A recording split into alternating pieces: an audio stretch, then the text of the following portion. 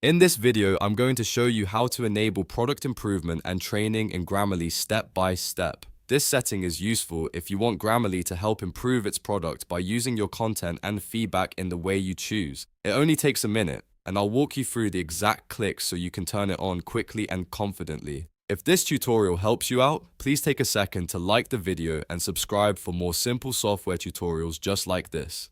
Alright, let's get started. First, open your browser and go to the Grammarly dashboard at app.grammarly.com. Once you're signed in, look to the left-hand sidebar and find the account icon. This may appear as a person silhouette or your profile photo. Click that icon to open your account options. From the menu that appears, select Account Settings. This will take you to the main settings area where Grammarly keeps all of your account and privacy controls. Now, on the left side of the settings page, click the Security and Privacy tab. This section contains the options related to your account protection and data preferences. Scroll or look through the page until you find the Product Improvement and Training section.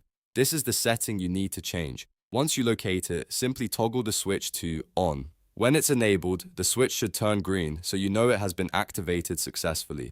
After that, Grammarly will use the setting according to your preference and you're all set. If you were trying to find this option because it was hidden inside the menus, now you know exactly where it lives. Account, then Account Settings, then Security and Privacy, and finally Product Improvement and Training. That's the full process. It's quick, it's easy, and now you can manage this Grammarly setting whenever you need to.